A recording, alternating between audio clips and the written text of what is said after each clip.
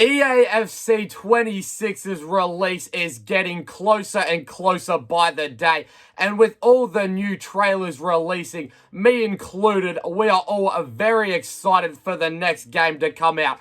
But I'm just here to bring us all back down to earth and make sure we don't go over the top with things, and just to remind us all that EA Sports do the same thing every single year. Now, you can call me an EA Sports hater all you want, which, just to clarify, would make absolutely no sense in my position, because the more people that buy this game would lead likely to more views on my YouTube channel and would lead to more people watching my Twitch streams. Make sure you follow Emiro23 on Twitch right now, by the way. What a sellout. I understand completely. We've made it to August. EAFC 25 has been dead for 2-3 months now. No one wants to play that game. We're all excited to play FC 26, and we watched the trailers. It looks like EA Sports have reflected on what the community have asked for. It looks like they're trying to make several changes to improve their game to make their community happy. But I've played FIFA for a solid 10 years now, and I just want to remind everyone at home, I'm not saying FC 26 isn't going to be the best FIFA we've had in years. I'm just saying they seem to do a similar stuff to this every single year. So don't get too excited and think EA Sports are the new messiah, because they are just telling you what you want to hear. EA have just released the Ultimate Team Deep Dive as I'm recording this video, and from what I've seen, there are some very good positives. Like, the visual of the menus looks very nice. You cannot tell me this is not an upgrade from FC 25.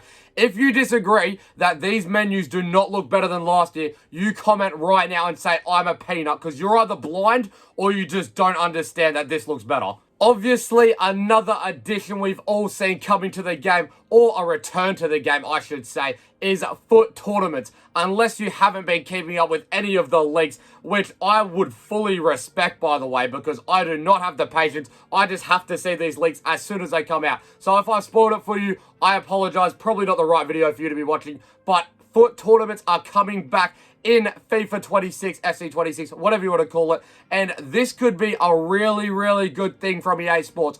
All I ask is they make it the same concept as it was FIFA 16 and before that. For some reason, EA Sports seem to always have some decent ideas and manage to make it worse when the years go by. I don't know how this happens, but please just have a look at your old games, make it like the OG tournaments, and we'll all be happy. Another new addition is the new game mode, the Gauntlet, which I am a massive fan of. I think EA have smashed this as long as they do exactly what they've told us they're going to do. It's 5 different games. You have to use a different team in all 5 games. And it's unlike tournaments, which means you don't get eliminated if you lose the first game. You just play all 5 games, and how many wins you get is the better rewards you'll receive. This is a banging idea from EA Sports. It means people won't use the exact same meta cards in every single game. I'm really happy with this. As long as they don't stuff it up, EA, you've done well here. Generally speaking, I personally think it looks like EA Sports have done quite a good job with the additions and removals of certain competitive game modes within FIFA Ultimate Team. Like, I think adding this second separate FUT champs for Div 5 players and below, I think this is a great idea. It's a good way for the casuals and players who aren't very good at the game. Instead of matching up against the nerds, they get to play against people who are at a similar skill level, not very good at the video game, and they get to earn the type of rewards they deserve. While all the sweats, all the nerds get to go into a highly competitive FUT champs weekend and battle for the wins and try and get the best rewards they can. I like the idea of them adding these different challenges to complete while playing Division Rivals, instead of us having to bust our ass every week to get 40 Rivals points, which is normally about 9-10 wins. Instead, you can take a Serie A player, just say, score in 3 separate games with them, and this gives you 10 points to go towards your total of 40 you need to earn for the week. It just means you have to play less games. You can have some fun with it, use some different cards, and complete these challenges in-game. EA Sports, well done. I'm a big fan of this. This one seemed quite simple to me for years. I don't know how it's taken this long to add it to the game, but we are finally getting in next year's game. If someone quits when the score is a draw, you will get the win. It's been so annoying in previous years. You win a penalty within the first 10 minutes. You're about to take the pen. They just turn off their console. They quit at the draw. They get the loss for that game, and you don't get rewarded with a win. They finally added, if someone quits when the scores are level, you get the win. Thank you, EA Sports. We've been waiting years for this. Goalkeeper Evos are also coming in FC 26. A very, very good addition from EA Sports. I don't know why they weren't in the game this year, but it means you're going to have some fun with your keeper. You can make your favorite goalie in the world a better card by evoing him. Should have been in the game, but at least they've added it now. So thank you, EA. We appreciate it.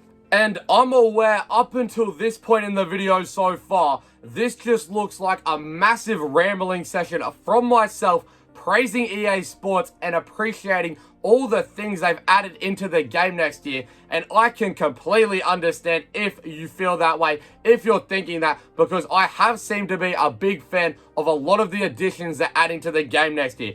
But I'm just here to remind you to make sure you remember that this whole EAFC 26 video game comes down to the gameplay.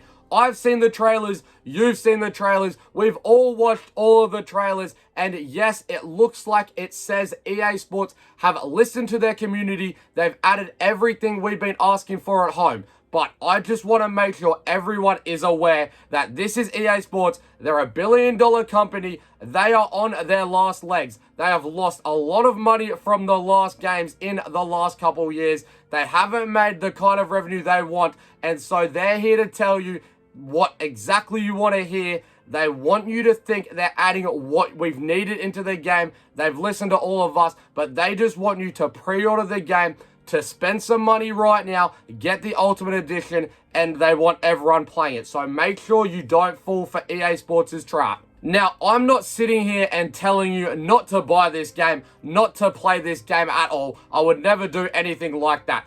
I want this game to succeed as much as any of you guys do. I want EAFC 26 to reach the kind of heights, to reach the kind of levels that the old FIFA games reached.